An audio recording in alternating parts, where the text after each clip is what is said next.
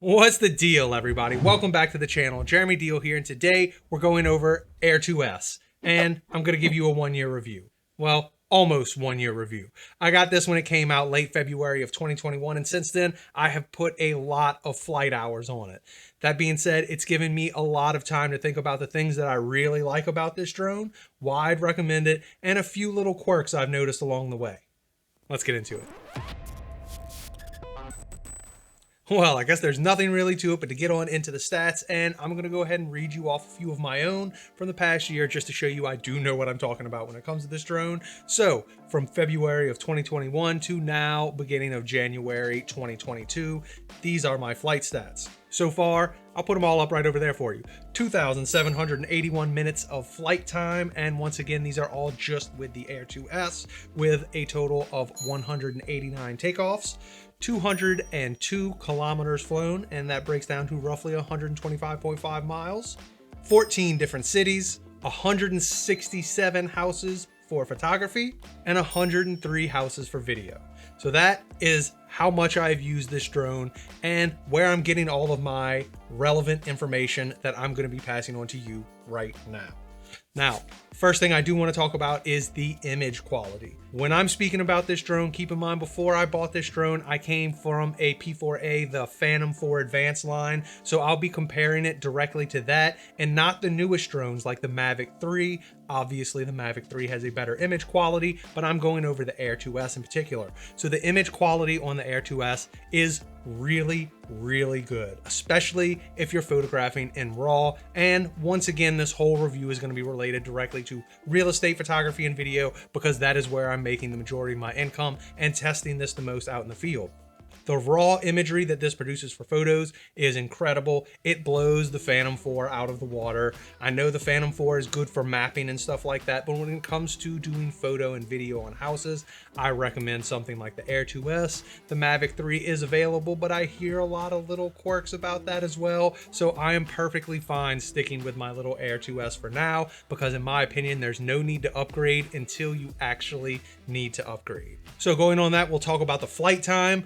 My average flight time on this is somewhere between 20 and 25 minutes. I don't know how close that is to the stated factory time of flight, and I have heard other people with less flight times. That is just me generally speaking, somewhere between 20 and 25 minutes per battery. Now I got the Fly More pack, which comes with 3 batteries. That being said, it takes me less than 1 battery to photograph and video a house with the drone, so I can do about 5 or 6 properties on the 3 batteries supplied with it. If I'm just doing photos or just doing video, I can squeak out more properties than that without having to charge into my truck during the day. But generally speaking, photo and videos together, I can do 5 to 6 properties without having any intermediate charging. The next thing I'll talk about the Air 2S, which I've found very useful over this past year, are the master shots. I know some people have their problem with master shots, and I have my own problems with master shots that I'll talk about in just a minute. But overall, for what it is a great tool for my business, and it is a great way for you to help your agents with their coming soon listings, something other than just the general photos they're going to take, and it will allow you more opportunities to work for those agents as well. So the master shots are incredible. The way they build it right there on your phone, you can send it to an agent right away, right on the spot. It's really nice. Now, a couple of the things that really kind of irritate me about master shots is that number one, it's done in 4K 30, not done in 5.3K, which it should be done, and not done in 4K 60, which once again, it should be done, especially since the Master Shots auto creation program, all of them have a shot where it slows down the footage, but it's using 30 frames a second. So there's always one little piece of the Master Shots clip that's like stuttery and jumpy because they're using 4K 30 like it's 4K 60 and slowing it down. So that's something DJI really needs to get in there. Hopefully they can fix that. I know whenever you record directly on the SD, it does 4K 30 streaming and doing it over the Wi-Fi network and creating something directly on site through the drone and phone connected to your controller will only be in 1080. That's another big downfall in my opinion. You can download the raw footage, but now you're talking about adding a lot of time and a lot of extra data on your phone that you probably don't have space for. That being said, the master shots once again are created in 1080 30, so that's kind of a little downfall about them, but once again, for what they are, they have been a huge advantage to my business in this past year. And right on that, with the master shots, I want to go into spotlight mode. I know you've seen my past videos talking about the active track or spotlight mode for real estate photography in particular, and this thing is what makes this drone so incredible in my opinion. Even if you're flying around for photos, you can use it. I love the spotlight mode, but just like master shots, you cannot use it in a high frame rate or a high pixel rate. So there's no 5.3K in spotlight mode, and there's no 4K 60 mode in spotlight mode. You have to do 4K 30 or 1080 60, something like that, something much more lower res, and that drives me nuts. Why can you not use spotlight mode with 5.3K 30? I just don't understand. It doesn't make any sense to me, and hopefully that will be an upgrade in the future. I kind of expected that to happen when the Mavic 3 was released and they did all the updates to the Fly app, but I've actually noticed some things that have gone awry with this drone since the Mavic 3 release and all of the software updates for the DJI Fly app. Now, that being said, next topic. We're going to move on from photos to video mode since we were just talking about master shots and everything. And I want to say that the video mode on this is phenomenal. It is way more than you are ever going to need for real estate photo and video. And don't let anyone convince you otherwise. Yes, having the Mavic 3 Cine version would be incredible and your videos would be a little bit better. But generally speaking, for the real estate world, that doesn't matter. These people are viewing these videos on their cell phone in 1080, sometimes 4K. This is all you're ever going to need. And plus, the price point of the Air 2S compared to the Mavic 3 Cine is not even comparable. The only thing that's close would be the brand new Autel Evo Lite Plus, and I will be trying to get my hands on that soon to do an actual head-to-head update on this thing, or a head-to-head competition, whatever you want to call it. I know I did a video back in the day. You can check that out up there. And that was back when just the stats for the Autel were released. So hopefully once I get my hands on the drone, I can give you an actual update, realism and realistic stats. Next thing about the video that I have noticed is that log is incredible. Generally speaking, I just shoot in normal color mode, unless there are heavy shadows. If you're shooting at a time of day where there are heavy shadows, I do recommend shooting in the log setting because the normal mode seems to crush those shadows a little bit more, destroying the detail there. Shooting in log will allow you to keep a lot of that detail in the shadows, but generally speaking, on a nice day that's great for photography, you don't really have to worry about that. You can just shoot in normal color mode. Once again, speaking to real estate videographers, because whenever you're doing all of these videos, these clips are very short and you are editing them to realistic colors. So you're not really doing any heavy color grading. So the log is not mandatory, but once again, it is very, very good in this camera. Next topic. All right, so now that we've gone over those things that I really like about the drone and why I do in fact recommend it, let's go into a few of those quirks that I found along the way. And the first one I'm going to talk about, since I just mentioned a moment ago, is the quirk that happened once the Mavic 3 was released with the Fly app update with all the Mavic 3 stuff. What I've noticed now, I'm going to try and get a video of it, but I make no promises, but I've noticed whenever you take the stick throttle and punch it, so if you punch it up, if you're accelerating up and in reverse, the drone, it used to fly in a nice even pattern like this. Nice smooth elevation. What I've noticed now when you punch it is that it does this. It does like this wobbly up and down as it flies away. So that's one thing that's happened, and I never noticed it until the Mavic 3 Cine update, or should I say the Mavic 3 update for the Fly app. That's when I really started to notice that issue in particular with the Air 2S. The next thing that I do kind of have an issue with is the GPS. It takes a long time for this thing to load up to the GPS satellite and give you accurate data and allow you to fly more than 99 feet off the ground. It can take minutes sometimes. I know with the Autel product, there's no geofencing, the new Autel products. Also, their GPS is instantaneous. Usually it is before the actual gimbal can go through its startup operations.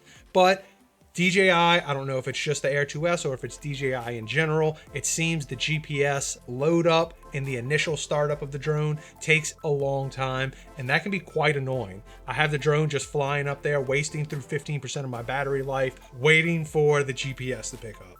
That's annoying. The other thing I do want to talk about is the geofencing and unlocking. Autel does not have geofencing, so you don't have to unlock it, but DJI, you do have to unlock it. That being said, lots of people complain about the DJI unlock. I had lots of problems with the unlock when I was flying the Phantom 4, but with the Air 2S, I've actually not had very many issues. I've had to unlock this thing probably 50 times, 40 times, somewhere around that in the past year of owning it, and never once have I had an issue with the whole problem. Now, do keep in mind, now it's all done through the DJI Fly app, so you have to do it through there instead of using something separate like Air Maps, and it does take about 5-10 minutes to get the clearance authorization, so you can't just expect to press it and go. You are going to have to wait to get your authorization through the app, and once again, that can take like 5 to 10 minutes sometime. Just something to think about. Like I said, I haven't personally had any problems unlocking it, but I do hear a lot of people in the ether talking about that problem. All right, another thing I want to talk about that's a little wacky on it is the fact that the drone does come with 3 different neutral density filters, an 8, a 16, and a 32. It's really nice of them to include with the drone. The big problem is the color temperature difference in these 3. And as you can see from these clips I'm throwing up on the screen right now, there is a huge difference between having all of these filters on there or no filter at all. All of these were shot at 5.3K, 30 frames a second, 1600 ISO, and the color balance set to 5400. I have personally found the 16 to be more realistic, casting the least amount of color tone. The 32 seems to cast a lot of purple and blue, and the 8 seems to go a little bit on the green side. The 16 seems to be the most naturally color balanced, at least from my personal experience, so it's the one I tend to fly with the most on the drone. The next thing I want to talk about is with the Fly app. I don't know, before when I flew the Phantom, the flight log was incredible. It had so much information. You could see your flight paths. With the Air 2S and the new Fly app, the flight log is horrible. It's not even like updated and visible on my screen. I have to kind of upload it just to view it every time, and it doesn't even save onto the device. I don't know what's going on with the flight log. It is horrible. I highly recommend them figuring out what's going on with that. So if you're someone who is a stern and firm believer of keeping a flight log, you should download either a third-party app or keep a traditional written flight log. The next thing I want to talk about is, let me grab it. Hold on, here we go. This right here, the bag. If you saw my first video when I first got the drone, I talked about the bag. I thought it was a little chintzy and I couldn't wait to get a hard case. But the actual reality is that after using this for such a long time, I love this bag. I never bought the hard case for it. I only use this bag. It's awesome to travel around in my truck all day. Whenever I'm flying around, I can easily put it on my back and carry the rest of the things I may need, like batteries, cleaners, all that kind of stuff, right here with me. And like I said, it's just an easy experience. So even though I thought I was going to dislike this bag and get something, I actually kept the bag and I use it and love it. So DJI, good job on the bag, man. Yeah, I didn't think it was going to be, but it was. So the very last kind of quirky thing I'm going to talk about is actually spinning back to the positive side, just so we can end on a good note, and that is going to be the obstacle avoidance. I find the obstacle avoidance on this drone to be really, really good, especially coming from the Phantom line. I crashed the Phantom line into so many small branches that didn't have leaves on it. This sensor system is much better. It's not necessarily as good 360 as like the Mavic 3 will be, but the obstacle avoidance is really, really good. And One positive from the new Fly Update software is that they decreased the beeping sound volume whenever you're close to things. So now it's very low instead of insanely loud. And I really appreciate that because that allows me to fly with the brake put off. So it's not going to stop when it senses something, but it will send me a low tone beep that is not obnoxious or annoying while I'm flying, causing me to jump and jerk, ruining the footage. So I do appreciate that one last update. I love the fact that the obstacle avoidance beep has gone down in volume. I love it. I don't know if that's a dumb thing to love, but I really, really do. So now we've seen everything there is to know about the Air 2S. Do I recommend it? Yes. Do I recommend you buy it over the Mavic 3 Sena? Yeah, probably if you're using it for real estate photography. Why would you spend that additional like $3,000 just to get something that's only going to be slightly better than this? I love it. I fly it all the time. I mentioned my stats earlier. You can see I fly it not only for work, I fly it for fun sometimes. I let other people fly it. Total noobs have no problem flying it around. So if you're brand new to the industry, it's a great drone for you. If you work every single day, it's super reliable. Just like me, I take this thing off almost every other day I go to work. It's been very, very reliable. And yes, I recommend buying one. You can also listen to my podcast, Unsolicited Conjecture. Me and my buddy Josh talk film and film theory, or you can check me out on Instagram. There you go. That is not my real estate related work. It is my personal portrait and fashion work if you want to see something different. Or you can also follow me on my Instagram account for my real estate photography and video work, just so you can see what I do and put out there into the world. And lastly, you can also check out my Etsy store, Battle Damage, where I create all kinds of handcrafted props for movie making and cosplay. I guess that's about it for now. I don't know what to tell you. As always, keep enjoying what you're doing, keep rocking and rolling, make smart business decisions, and I'll catch you next time.